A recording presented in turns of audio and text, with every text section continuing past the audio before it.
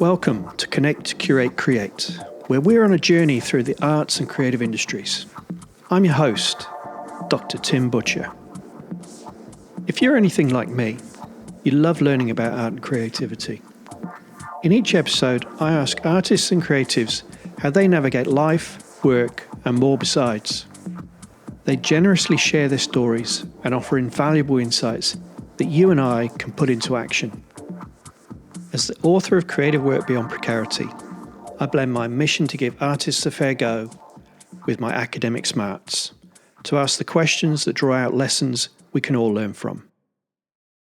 Yeah, so I kind of like having this open-ended platform because it does give me freedom, and seeing other people's work and working with other people, other artists and institutions, it then kind of informs my own practice as well. So I see the photobook fairs as the same thing, really. They're there to create conversation. I sometimes get people come back and say, I saw you last year and I got really inspired and made a zine. I'm like, good, excellent. There's always been this underlining, phrase that books don't belong in galleries. And it's the thing that's always been kind of said. There's always a passing comment. And I dispute that.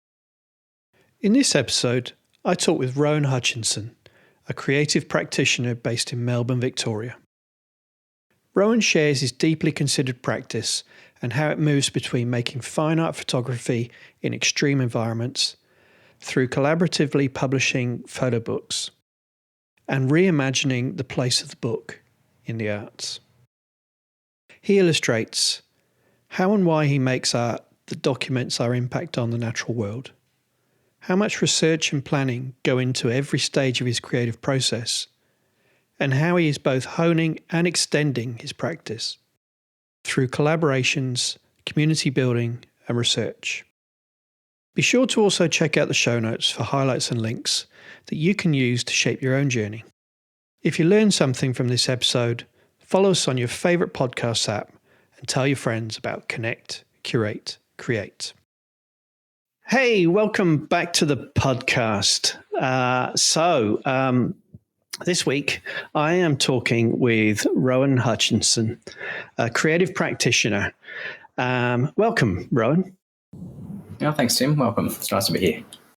No worries at all. Yeah, look, thanks for making the time. I know you're an incredibly busy person, and describing yourself as a creative practitioner, it encapsulates all these different things that you do. But first, we met probably a couple of years ago at a book fair that you had, a photo book fair that you'd organised, and I had the table next to you, and I had my one solitary zine on this table. You had this wonderful selection of books, as did everyone else, and I sort of sat in the corner and I pestered you the whole day for 2 days straight about, hey, how do you do this and why do you do that? And I just really wanted to get you on the podcast to find out more about your life and work as a publisher, but also more broadly as a photographer and all these other things you do as a creative practitioner. So perhaps you could tell us, what does creative practitioner mean to you? I guess nowadays, like a few years ago, my practice was really about my photographic work.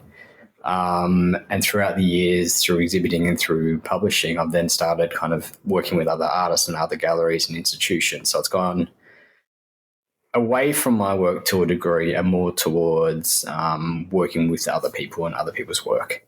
So it's gone from, photographic artist to exhibition design, publisher, publication design, designer. So it still incorporates my own work, but it's all more of an extended practice now. Yeah, right. Okay. And so where did it all begin? So photography, you mentioned design, where does this all come from for you? I guess it goes back to the mid to late 90s. I was pretty heavily involved in the skateboarding scene back in the golden days. And through spending so much time within, I guess, the skateboarding community, the involvement of architecture and the interest in architecture kind of extended from that.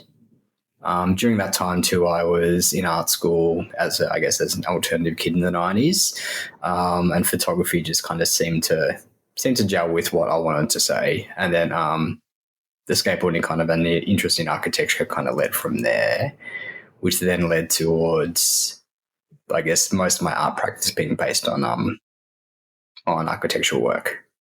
Yeah, right. Skate. Yeah. So I was a BMX kid in the 80s, and but always fascinated in that sort of skate subculture as well as BMX. I mean, there's so many crossover similarities there. So I can understand where you're coming from there. There would have been a lot of photography and videography in and around the skate scene, so photographing each other. So am I right? Is that how you were doing things? You were sort of capturing the things that you were doing, the things you were achieving as a skater? Yeah, as I finished my first undergrad, which was in fine art photography, I predominantly worked as a skateboarding photographer. And I think coming from that background, you kind of look at the environment in a very different way. Like, you don't generally walk down the street and look at an architecture the same way as the standard person. So that kind of led to maybe about 5 to 10 years of kind of having a pretty much a full-time job just doing a skateboarding photography. Awesome. Living the dream. Yeah, sure. So but let's get into this. So architecture, so you're seeing lines. Is that what it is? I've got one of your books I purchased from you, and I found that, I think Singapore, images of Singapore, but light and shade, a lot of very sharp lines. Yeah, I guess my art practice, which then led into my publishing practice, which is kind of leading on to where you were just talking about, is after I finished and started photographing, after I finished uni and started photographing skateboarding, I started traveling a lot. And in my spare time, I found myself in, I guess, locations which have quite extreme weather conditions. So northern Japan, Canada, and so on. And then in my own time, just looking around and looking at the architecture, but then looking at how the environment changes it, and then how that kind of the relationship between architecture and environment. And then that can become personal studies of documenting, I guess, architecture of the ordinary, which was a pretty big, I guess, not movement, but it became quite involved in my practice that I would simply just go and photograph walls. And what I was looking at is how weather changes those facades over periods of time. Yeah. A lot of that was based in northern Japan, and at the same time, when I was back in Melbourne, I was working in an art and design bookstore, so I began reading a lot into architecture and design theory, predominantly from Japanese architects. And that kind of, I guess, got the ball rolling regarding my interest in, I guess, our involvement with architecture, but also with environment. Yes, yeah. Because some of your current work is in quite extreme places. So the environmental work is. Would I be right in thinking that it's taken over a bit more from the architectural studies, or?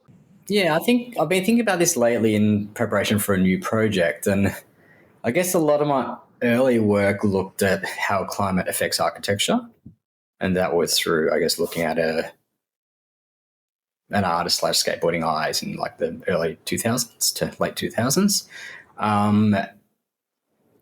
Then I kind of looked at our relationship with the environment, so our kind of commonality between how the environment alters us and how we alter the environment. And then nowadays, which is kind of the work you were just talking about, which was predominantly looked at climate change, which is I guess, leading on, I guess, the third cycle of how we are now altering the natural environment. So it's gone from the environment altering our built environment, and then our relationship with the environment, and now how now we are now altering, I guess, the natural environment. Yeah, right. Okay. Yeah. And so some of those locations, you mentioned northern Japan, but also the Arctic, am I right in thinking? But then also in Australia as well, going to some of the national parks, would I be right? Yeah, I've spent the Arctic was quite a large work I did in Svalbard in Norway, and that looked at how it was like a dramatized version of how we're affecting the natural environment. So situations that happen in the Arctic and far northern North America is also influenced by our daily actions. And then there's work that's in Victorian Alpine region where I've been wanting to do a project on within Australia for a long time, and this had been literally the first project I'd done. Was 2.5 years documenting the Victorian Alpine region. It started out in homage to, I guess, a Japanese mountaineer photographer from the 60s called Yukio Tabuchi, and he would document the seasonal transformations in the Japanese Alps. So I started going up to the Victorian Alpine region the beginning was to document the seasonal transformation. And then as soon as I started going up there on a regular basis, it became really quite obvious that the landscape up there can't be controlled within a Eurocentric seasonal calendar. And it is so uncertain and so fragile that we can't be putting a 4-season calendar thing on this environment. And that's a much broader landscape than that. So that was probably my personal project, and it organically changed. And what I started out with, I guess the artist statement I started out with changed very quickly, and then become more of a self-reflective environment where I thought I knew the landscape, but certainly realized I didn't. Yeah, no, absolutely. Yeah, I mean, it would be remiss of me to go from here now back to your, how you make photographs. It's more about the why, isn't it? Than, so myself as a photographer, I'm interested. You make large formats, film photography. So, and that as a process in itself is really very interesting, I think, to many photographers. But for more of us who are generalists, I think conceptually, how your interrogation perhaps this movement from skate photographer in the 90s to this understanding of the seasonality of this climate, the extreme climate that we live in here. So and I don't want to get to where next yet. We're very early in the conversation. But yeah, perhaps what of interest is what I suppose the methods that you use. It's important, I guess, to understand why you use those methods to capture these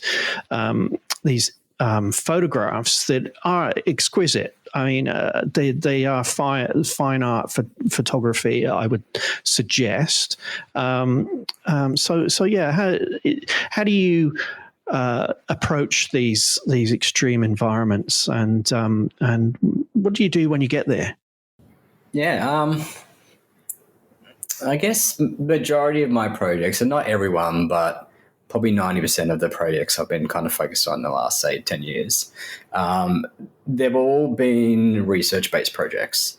So I would read, most of it come from reading, actually. So I'd read a little essay, or I would read a book on some type of Japanese architecture or climate or something, or see something in the newspaper. And then that would kind of spark an idea, and then it would generally be over like almost like a 2-year project that I would keep thinking about this idea. And then it generally was geographically based. And And then I guess once that idea goes from, okay, this is, say, look, I want to do something on climate change. I want to look at how our daily life actions are altering another environment. So let's just say when I went to the Arctic, what I wanted to do was, and part of this research too is looking at, okay, well, if I'm going to do a body of work on climate change and how we're affecting it, like, hey, I'm going to go to, say, this location, what other artists have worked within this realm? What have they produced? Have they gone to that same location? If I'm going to go there, am I going to do something different? And if so, why? So I always like to kind of question, and some of these questions I can't answer, they just unfold as the projects unfold. Because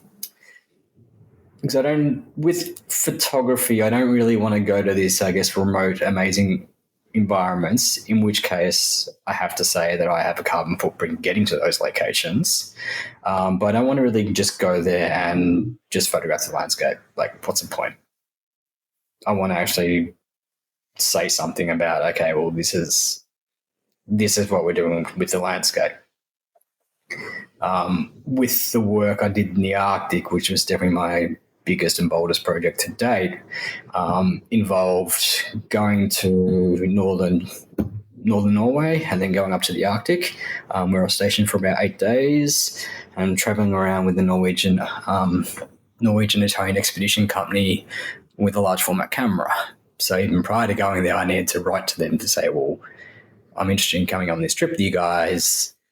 I'll have this camera gear. Can we stop? Can I take my time shooting with the camera? Have to be obviously aware of the temperature ranges, things like that. So it's always quite a lot of planning involved. And I think through research, you then decide, well, I've got the confidence regarding this project is worth it. So that kind of keeps the drive going to go, okay, well, they're 2-3 year projects, which is always generally self-funded and self-motivated. Yeah. Yeah, so say with the go back on it. So with the Svalbard work, I went to the Arctic, produced the original large format negatives. And in response to, I guess, other people who'd done work on climate change, I wanted to do something different, something quite bold. I'd used the process called liquid light, early days at university, where it's a light sensitive gel that turns into a liquid once you heat it up, and then you'd paint it onto a surface. That surface would then become light sensitive. With the negatives that were taken in the Arctic, I come back and printed each one large scale twice. The first one represented this kind of beautiful, pristine landscape. And then the second version of that print, I've then painted a light sensitive material onto that to resensitize the reprinted photograph. It's a bit hard to visualize by just vocals, but essentially you resensitize an already printed photograph, then I expose that to the Australian sun, which then burns and blackens out that pre-existing landscape. So that process was linking our depleted ozone layer, our actions in Australia, and then how that actually affects the landscape thousands of kilometres away. Yeah, I guess that's the process. The process isn't generally just photographic. It is usually an idea which then kind of evolves over a period of time. Not all times, but sometimes I know, I guess, exactly what I want to produce. And then it's a matter of working out how to produce that. And then I guess the exhibition part or the book part or whatever it is from there kind of then is the next stage. So it's not once the photographs are finished, the project's finished. It's only a very small part of the whole process. Yeah, but I mean, what an intensive part of the process, all of that pre-planning. And as you say, on your own dollar, you're going all that way to do something, and you're doing things when you're there that are so sensitive to the environment and so on, that you're that level of planning for me, I could never do it personally. This is why I do that urban photography. I respond to where I'm at. I'm just a terrible planner. So your planning skills must be quite something to behold, Rohan. But what I'm really interested in what you've just said, and you did tell me this when we met before, about how you then bring those images back and expose them to the light here. So it is that relationship between what we are doing here as consumers, as living our lives on this part of the world, and how that is affecting the opposite end of the earth. Is that correct? Yeah, I'd wanted to do something on climate change for a long period of time, but I didn't necessarily, with the Arctic project, I didn't necessarily just want to go there and photograph it. Part of that process and part of, I guess, taking my time with large projects is you see things or you hear things or that kind of then inform decisions that you make. And also kind of sometimes inform the conviction behind the work or the project that you're thinking about. So who was our Scott Morrison? That was the one. So around that time I was thinking about this project. I was thinking, well, I want to cover up the landscape. I want to kind of have that direct link between what we're doing here and how it affects the landscape. I saw... When I was at the bookstore that I was working at, I went through a book by an American painter called John Beach, and he did a series of New York photo paintings where he would have large photographs of street imagery, not too dissimilar to yours, Tim, and then he would just paint over it. So that insight kind of went, oh, okay, well, maybe I want to cover up the landscape. So I want to kind of erase it almost. And then I think maybe a week or two or a month later, Scott Morrison holds up the piece of coal in the Parliament. And it's just like, wow, okay, well, I could cover it with coal, but then I'm like, well, I actually want to have more of a direct relationship between our daily actions and affecting other environments. And then I thought, well, how liquid light is a photographic process, which I've worked with before. So by using the Australian sun, which was, I just used a friend's darkroom in Fitzroy, went outside, exposed the prints of the sun, and then had that direct connection between what we're doing here and then the environment up in northern Norway. Yeah. No, so there's a politics to your work. It's perhaps politics with a small p, but it's a critique of the lives we live. Which includes my own. Unfortunately, I drive a petrol car. I would love an electric car, but finances. But yeah, it's, and I'm self-aware of the imprints I have on the environment as well. So I should definitely practice more than I preach. But I guess in a way, my artworks, well, ones that are environmental themed, are there to raise awareness. So they're not there to make money. They're there to simply get the conversation going on climate change. And yeah, cool. Yeah, no, awesome. Yeah, I mean, like I say, it's, for me, it's beautiful work. But I think once the reader sees your work for what it is, so understands why you're making the work, I think it adds so many more layers to it. So yeah, look. The way I've experienced your work is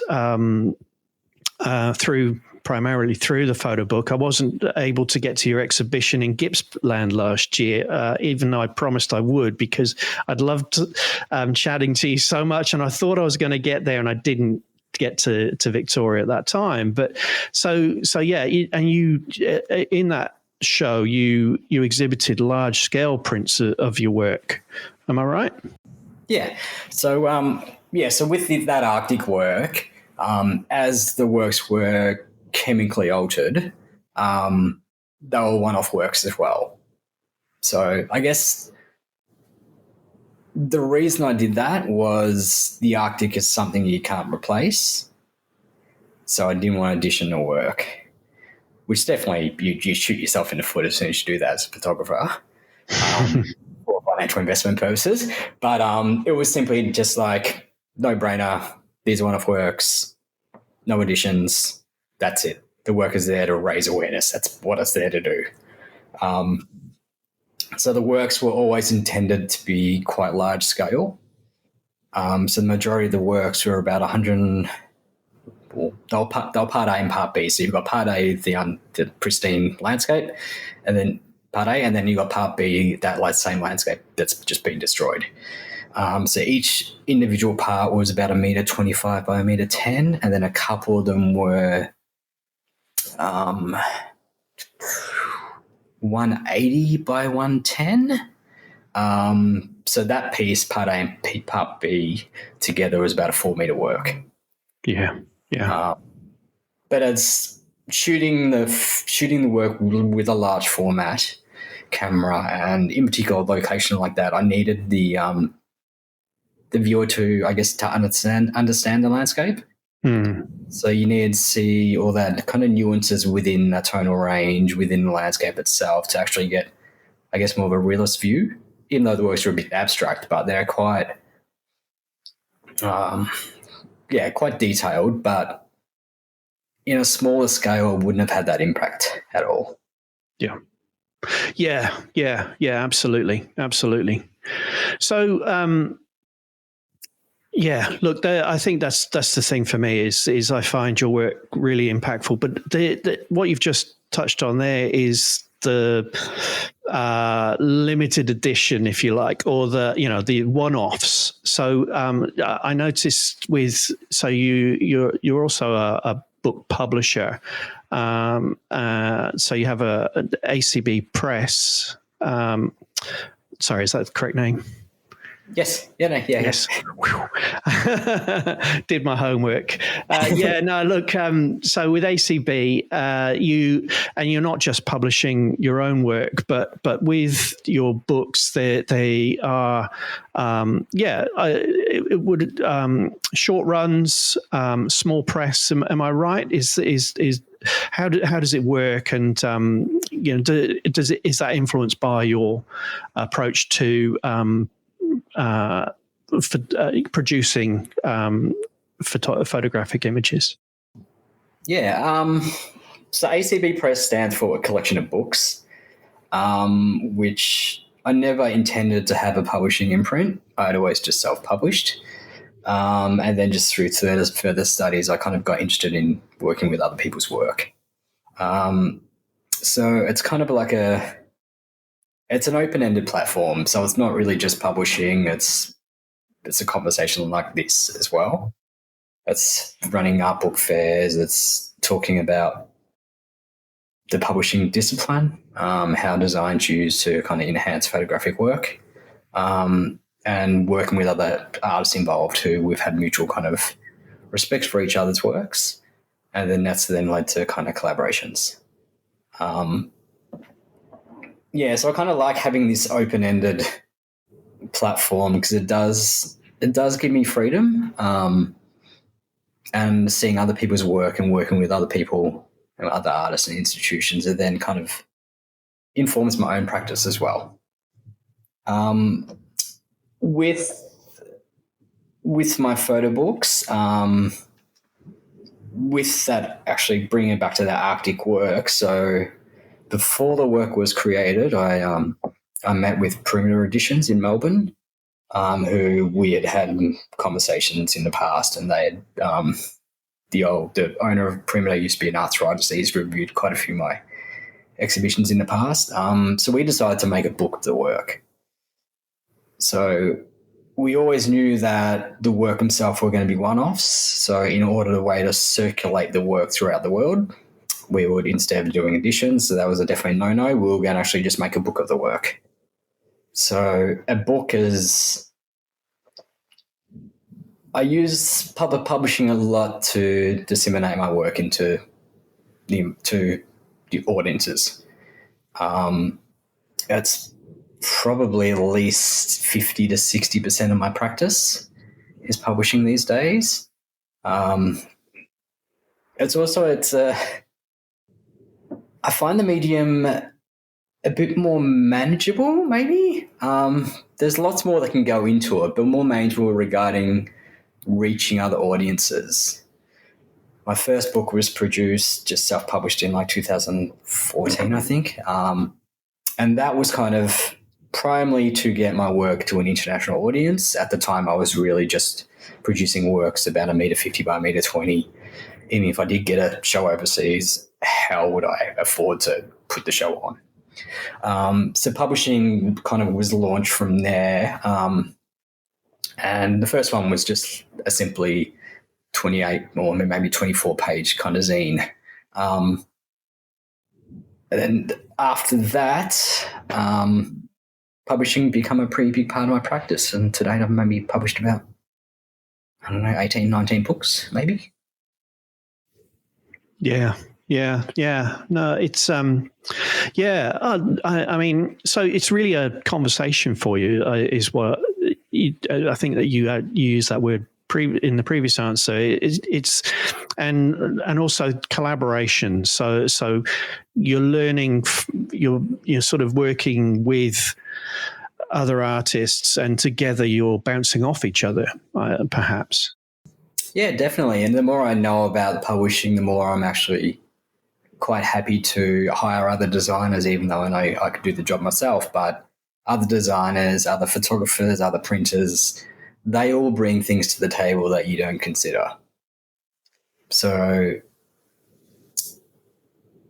even though with, I guess, my last project, the Victorian Alpine project,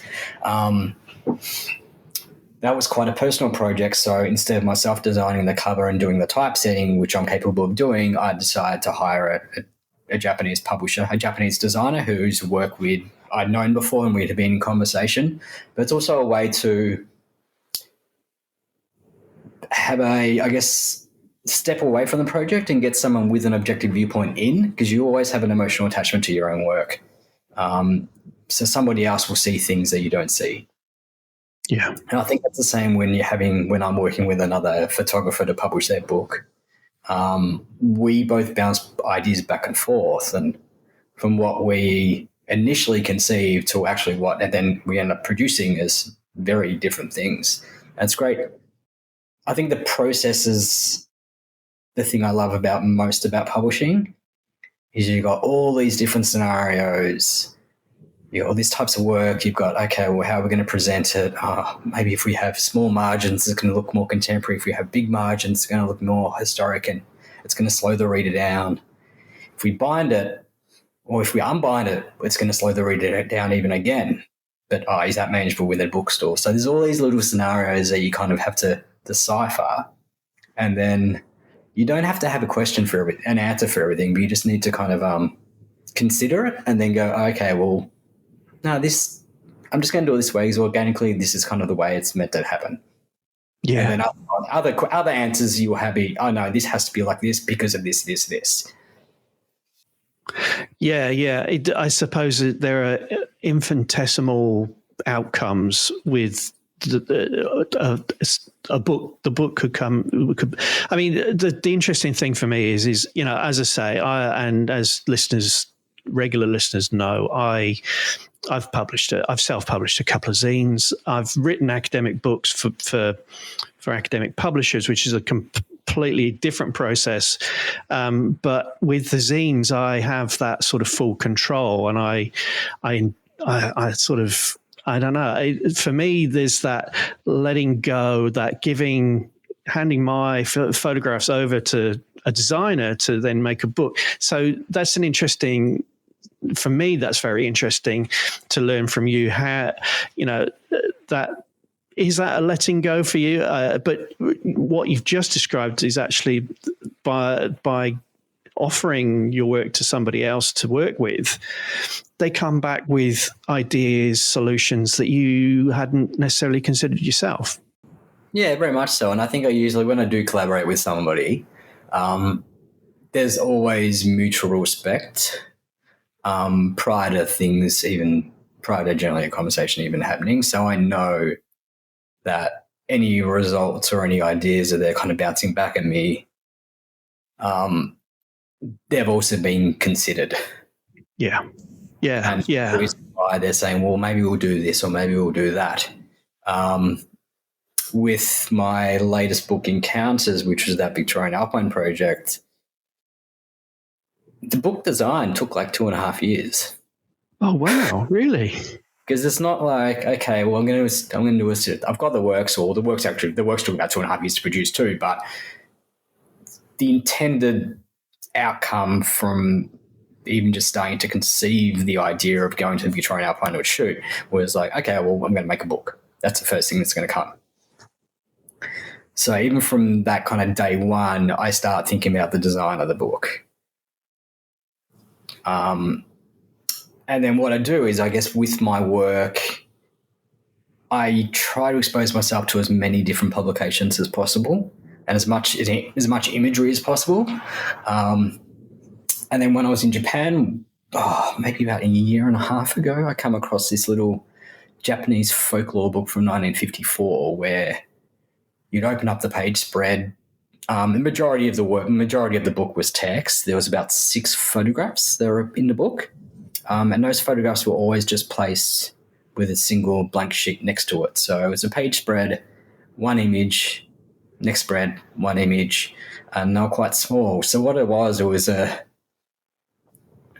an inspection into the Ainu culture in northern Japan, and each artifact was kind of presented just on a single spread as an artifact. But then after you flick through the many pages, that artifact would then tell the story of the culture.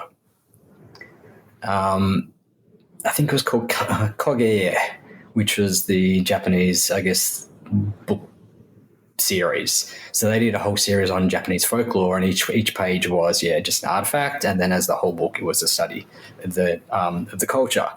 So with the Victorian Alpine project, that design was used to kind of replicate that kind of the aesthetic, but also the idea behind it, that because the project went from seasonal transformation to self-reflection of the environment, each spread, there was one image, and that one image represented my encounter with that landscape. And then as a whole, when you flick through the whole book, that was my journey. The spine was bound and Coptic bound. So as you open the book up, you could see the spine. So that also kind of represented the journey. And then I worked with the Japanese designer, and we decided to use this thing called an obi, which is like a paper.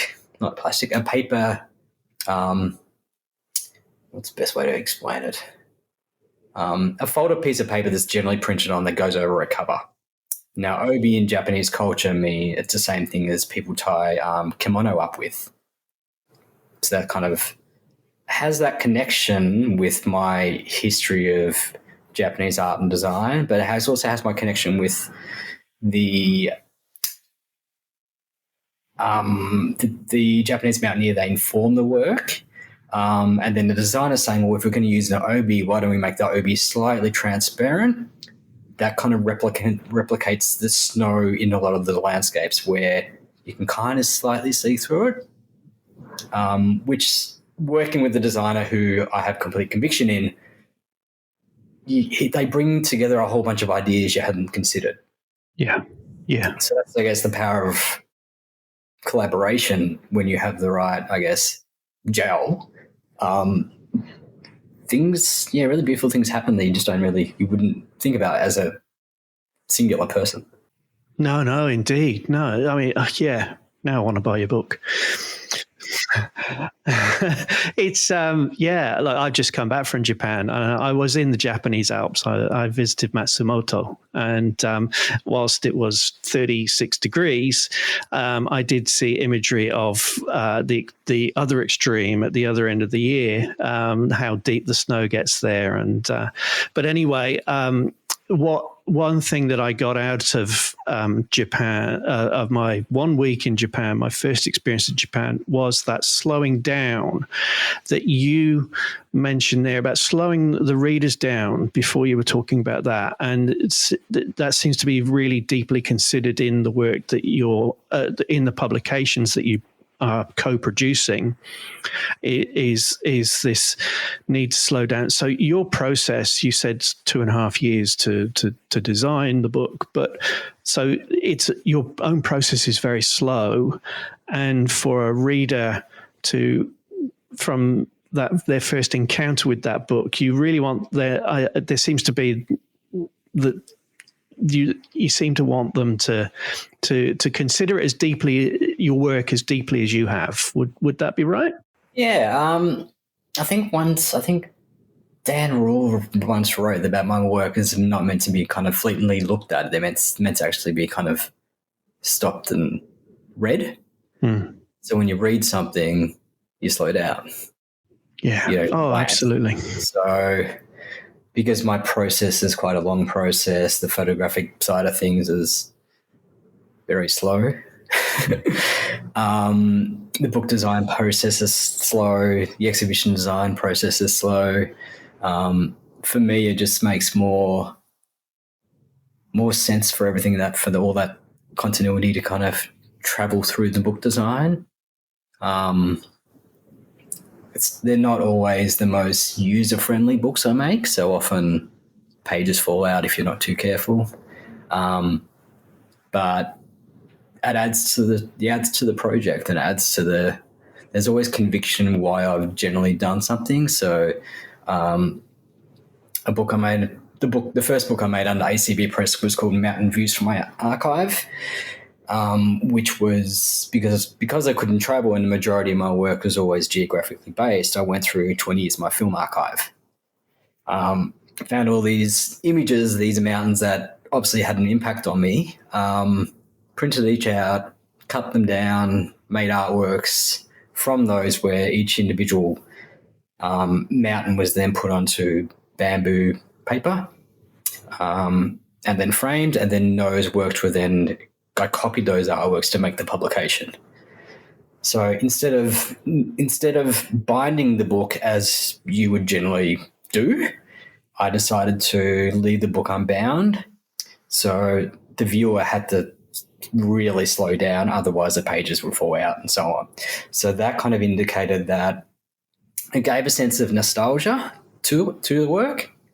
So the images were really quite small on the page. So say you've got an A4 size paper, the images are about the size of a credit card. Okay. So it enabled people to kind of slow down, really kind of inspect the work. And the works themselves too, they weren't clean cut. I just used some scissors as if kind of trying to replicate the old photo album days as well.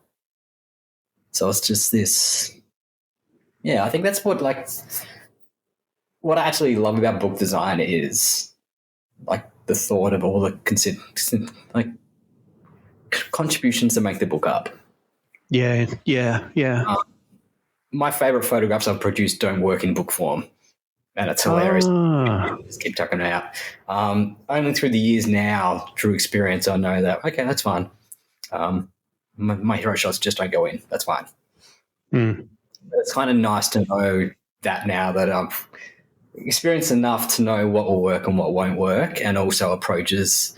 The more you learn about publishing and book design, the more you kind of know how to navigate, how to bring a sense of, I guess, not a theme, but a sense of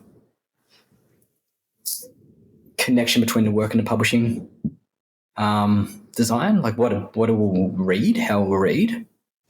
Yeah. No, your point about the hero shots. Yeah, I get that.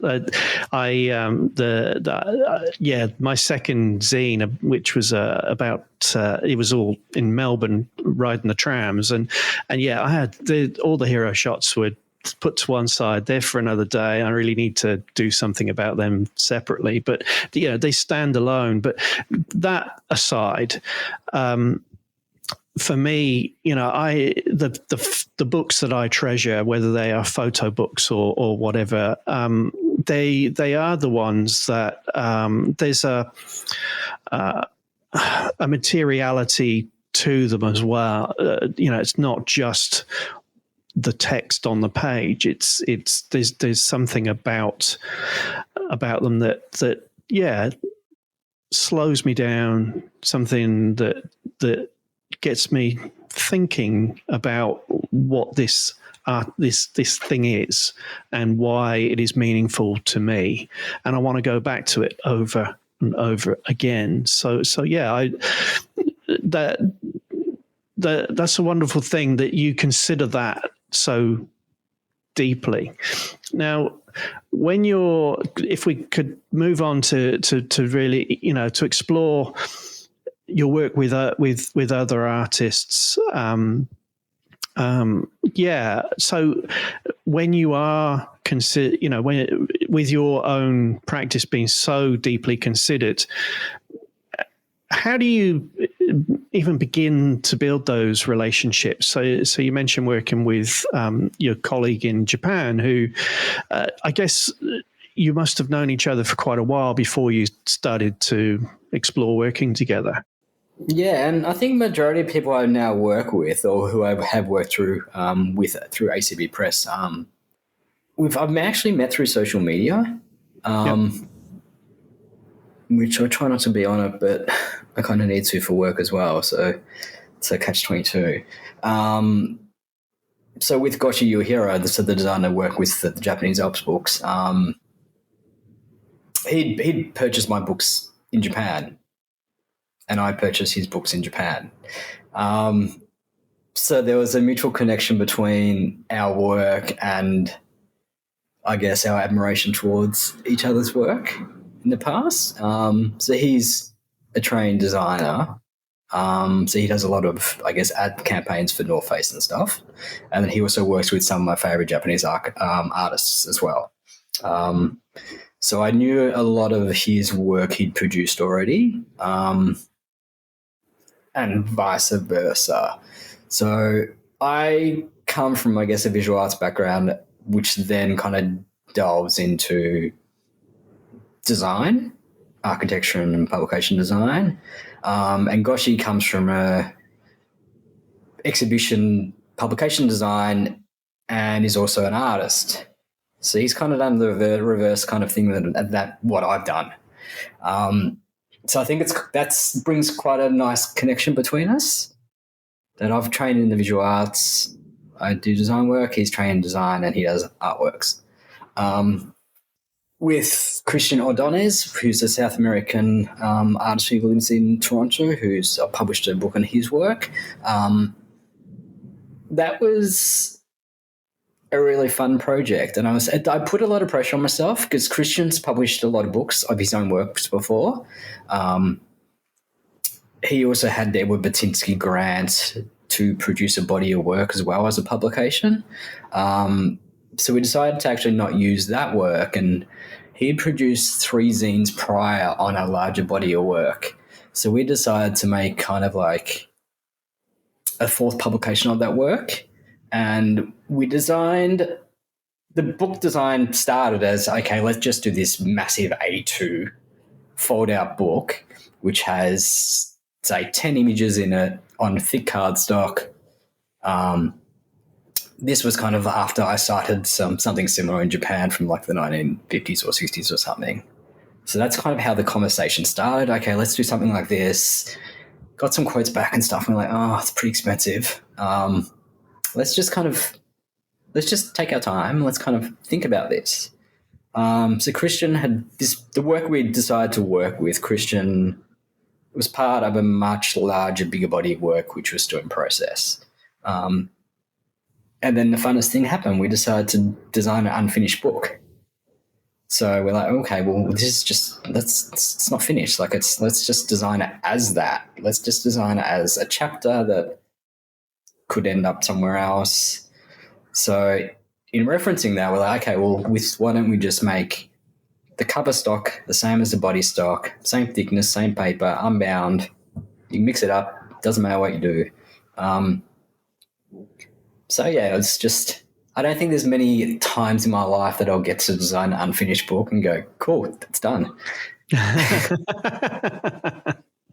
Yeah, awesome. Yeah, right. So, you mentioned cost there briefly. So, I mean, there's this huge investment in time, in the relationship, the collaboration, the process that you're both each going through in making the work. For a payoff, if you like, to sell, hopefully sell the books at some point further down the line. So you're investing so much to get to a point that's, to a destination that's so far away. It's and as many artists do, I suppose, it's not about that. It's not about an immediate payoff. But as I said before, I encountered you at the book fair that you'd co-organised in Melbourne, and I know you do. I saw you again at last year's Melbourne Book Fair. I think you were there this year. Am I right? Yep. So in terms of distribution, is the book fair the model that you tend to get the most work out there, or is it just something you love doing? It's a bit of both. So it's definitely a good, financial input back into my practice. When I collaborate with other artists on books, like, there's no money to be made, and that's fine. We're doing it for the love.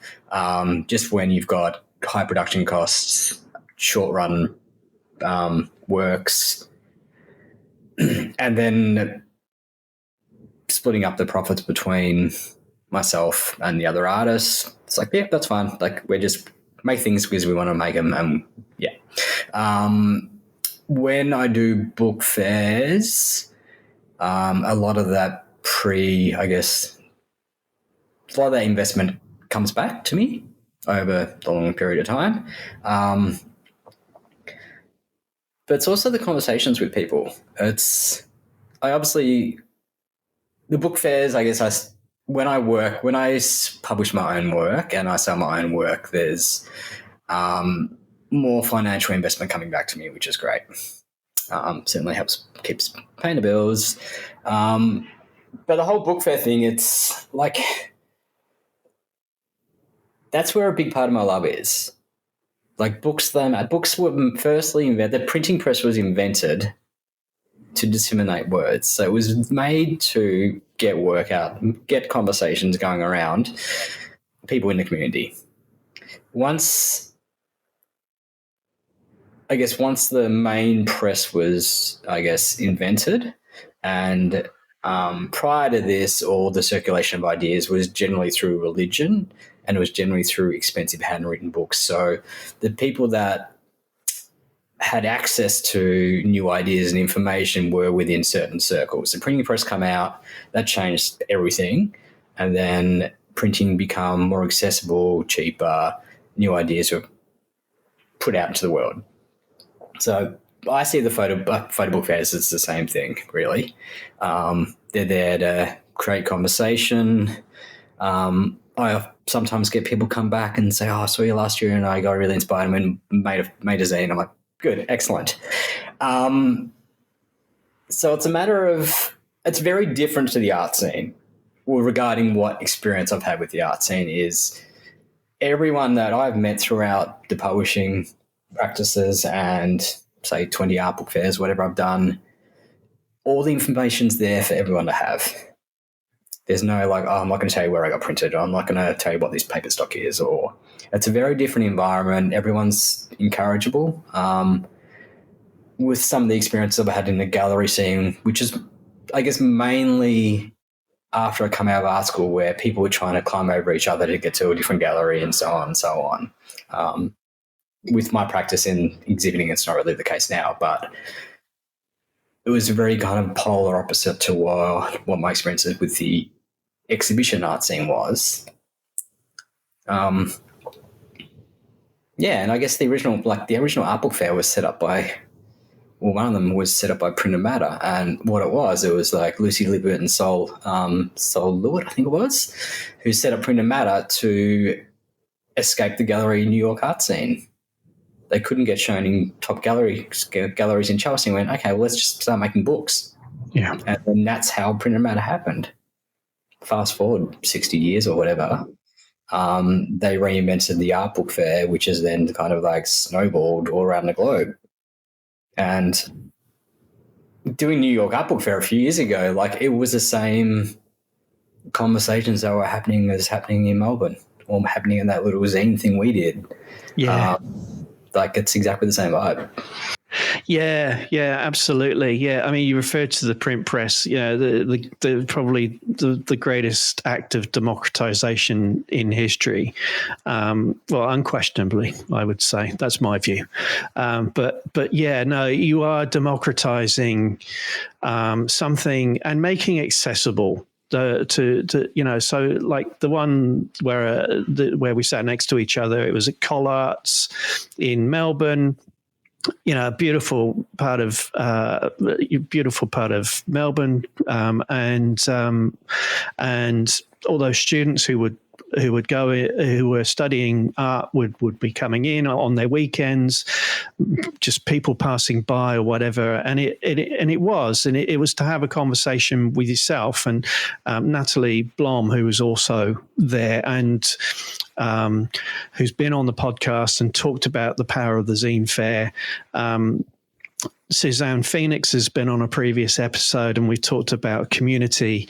It's just incredible how I've been able to personally, I suppose, just make all these connections in which have informed my own practice, all thanks to someone like yourself and your colleagues organising an art book fair. I mean, it's a wonderful thing. Are you doing it again this year?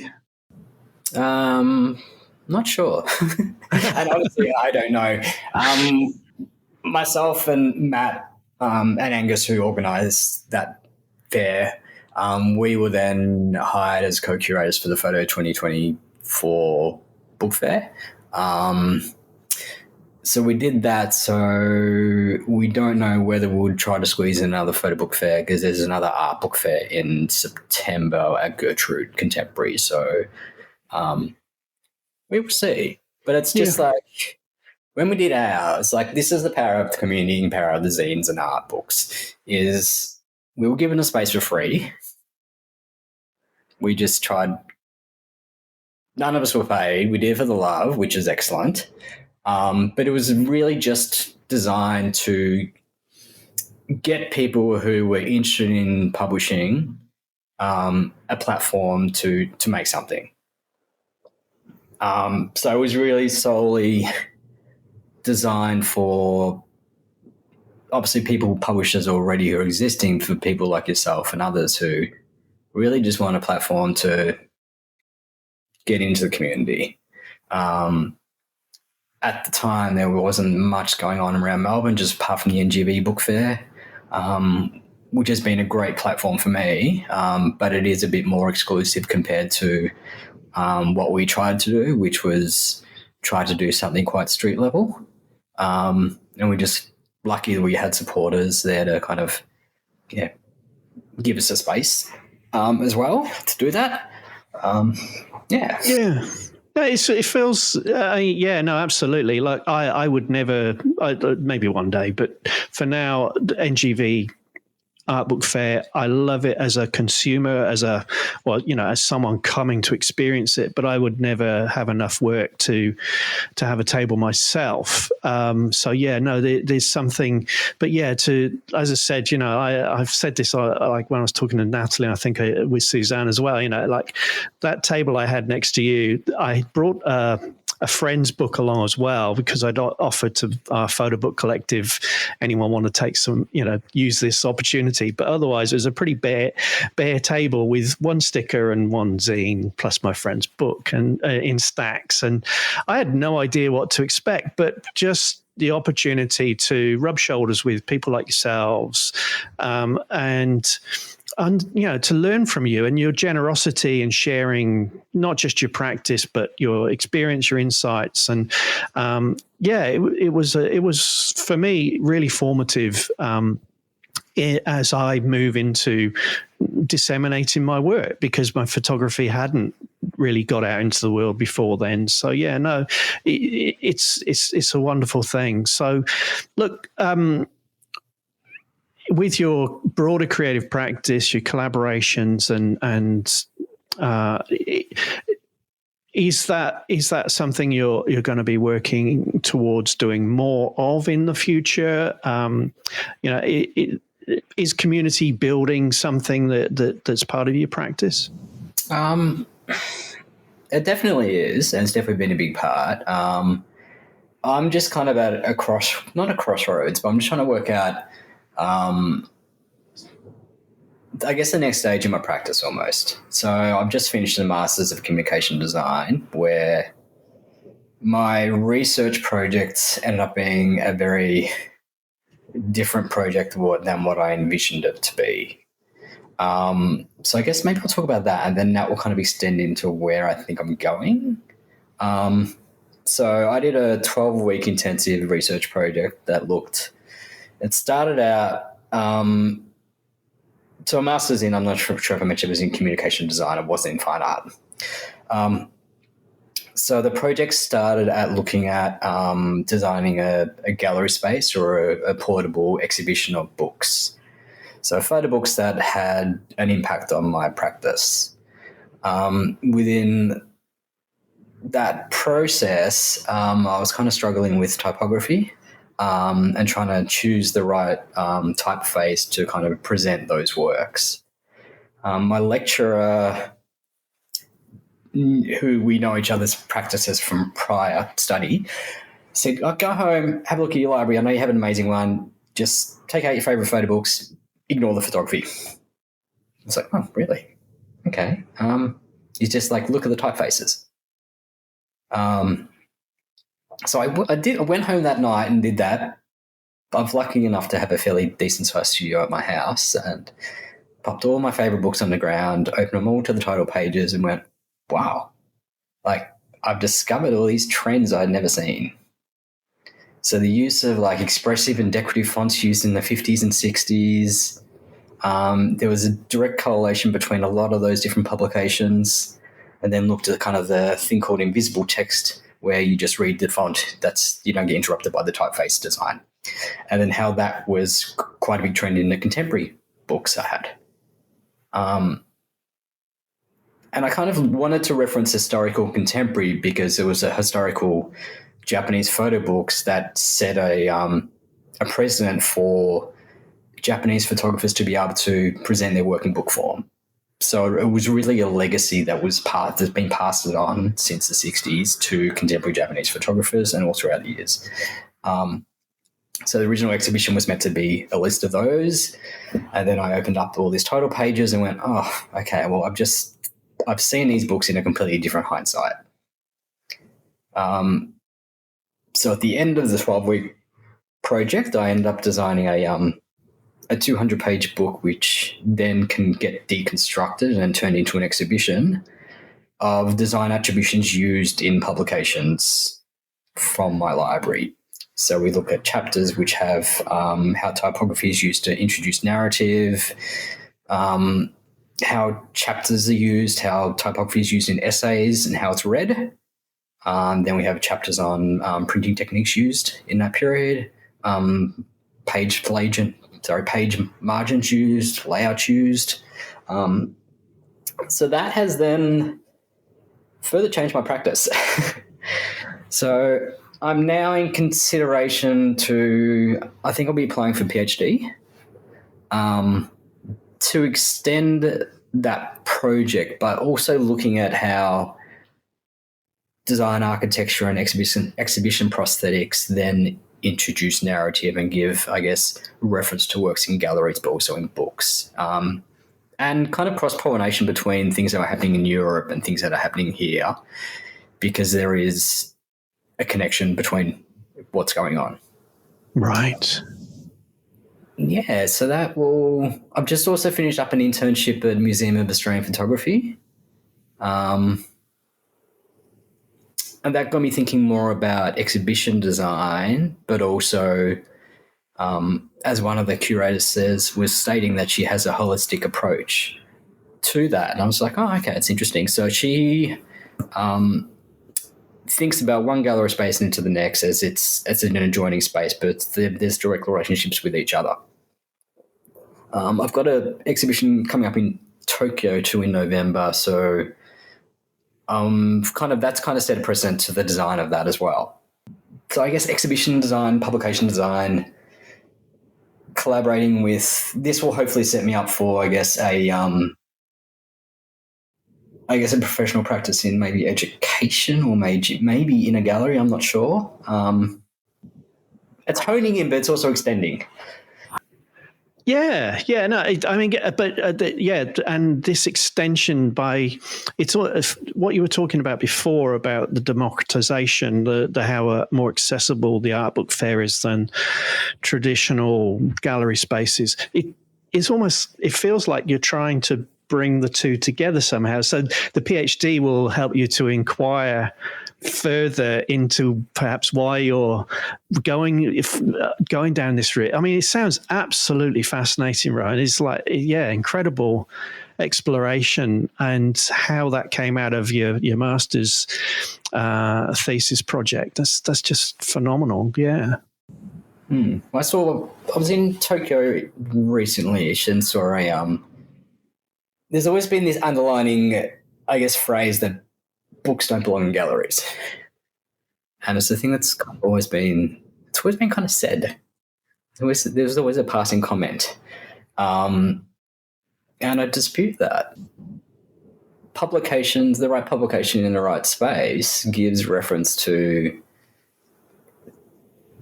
how, I guess, it can be how important the artist is, the practice of the artist, which could be the photography part could be a very small part. The publishing part could be a very large part. So if you're putting an exhibition on of a famous, say, Japanese 60s photographer, no matter what gallery space, publications should be included, because that's how they made where they were, and that had then created a legacy for the Japanese photography or Japanese photo book. So I saw this really beautiful exhibition in Tokyo I think it was in last March, and I can't remember the name of the Japanese photographer, slips me, but it was the most well-presented exhibition I've ever seen. You could tell it was like years in planning, and most of it was publications. But it was just all the signage and just all these little exhibition prosthetics that really highlighted and enhanced the works and the variations of it. So they didn't just work out, okay, well, this model works, so let's use this for everything. Changed quite drastically depending on which body of work or which editorial they were looking at. So I guess that's been a big precedent to, I guess, my future trajectory of where I'm looking at going. So the more I know more about design, typesetting, exhibition design, publication design, the more, I guess, faults I'm seeing in a lot of spaces and a lot of quite prominent galleries, that these little exhibition architecture, whether it's a stand for the works to lay on, or the signage within the gallery, or a lot of it is put in as a really almost like an afterthought. And that shouldn't be the case. Like, it should elevate the work. It should have a conversation with the work and say, well, this is why it's here, which I think is somewhat lacking. Yeah. Oh, absolutely. Yeah. And again, back to the experience that wanting to, that how it can something, whatever it is, it can slow you down, it can draw you in. And having just spent a week in and out of different gallery spaces and photo book shops and in Tokyo and elsewhere, so many influences. So yeah, I can understand where your influences are coming from, having just had a taste of those cultural experiences there myself. But I suppose for me, it's figuring out how I can do something like what you're doing so that I can get to Japan more. But no, I think, Rohan, look, I guess look, it's incredible body of work that you already have, and now how you're taking that further into looking to transform the spaces in which we experience art. So you've already sort of told us really what's next and how deeply considered that is. But is there anything else you'd like to share with us about what the future holds, where we might experience your work? You mentioned an upcoming exhibition in Tokyo. Yeah, so I guess this leads off from what I was just talking about. So for one, it's how exhibition design can elevate work, can enhance the viewer's experience, but it's also this connection between different spaces. So the show I've got in Tokyo is there's a bookstore called Book & Sons, which is a really beautiful art and design bookstore, and it has an adjoining gallery, which is then separated by this kind of big glass and metal wall. So thinking about this relationship between both spaces and the work that will be presented will be the work from the Victorian Alpine work. So it'll be quite foreign work and a foreign landscape compared to what the visitors will be used to. To kind of introduce the work from the bookstore, I've decided that I'll put quite a large, almost semi-translucent soft curtain over the glass windows so they can subtly see through the bookstore into the gallery space. And then I'll probably use like a white decal artist statement in both English and Japanese to then introduce the work prior to the viewer going to the gallery. So it's not like the gallery would be disjointed from the bookstore. It will still be kind of connected. So the viewer can get a kind of introduction in a very undertone, subtle way into the exhibition. So that's the next, I guess, one of the next projects I'm working on. I was invited to Beijing to do a residency for the Beijing Art Book Fair, but I'm not sure when that's going to happen. And the part of that residency was looking at the history of the Chinese photo book. Cool. Which is, I know nothing about, which is, there's someone in Beijing, a photo book researcher who they'd put me in contact with, and also a book binary as well. So that's kind of happening. I'm off to Alaska in September, that's for the sequel of my Arctic work, which is a logistical nightmare to say the least. So this work the Arctic work was a dramatized before and after climate change. So you got the before climate change, destroying the prints with the sun and liquid light after climate change. So there's a really beautiful article written in the book of that work called At This Particular Moment by Dan Rule. So this work is based on that essay. So I'm flying to Denali, and Mount Denali has the largest vertical rise on the planet. So from bottom to top, it's the tallest mountain in the world. But it's just because Everest Plateau is higher that Everest is the tallest mountain. So because of the altitude difference, it creates its own weather patterns, which has been going on for generations and generations, centuries. But now also because Alaska's warming 3 times faster than anywhere else in the States, all the permafrost is melting within the mountain, and there's been massive landslides. So we've got an area that creates its own weather, but now our personal actions are now altering those weather patterns. So it's documenting the faces of Denali. where I've hired a charter plane to photograph from. Awesome. So, yeah. Oh, wow. Cards, PhDs on the cards. And then in between all this and this glamorous life, I work a part-time job. So, which is fun, but it's well, this is the life of the artist as we know it today. And it's not a bad thing. I think working a part-time job, and I work retail, it enables time to consider your projects, and it keeps the spark going with them. So when you do have time off and you're working on your projects, you're actually really productive. Yeah.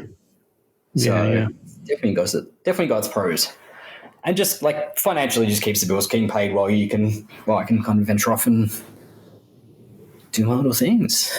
Yeah, well, no, that's it. I get a strong an even stronger sense than I already had of how important your work is to you, and how important it can be for all of us. And I'm sure that listeners are wanting to know just how they can find out more about all these incredible things that have been doing and what you're about to, all these adventures you're about to begin. So how can listeners find you?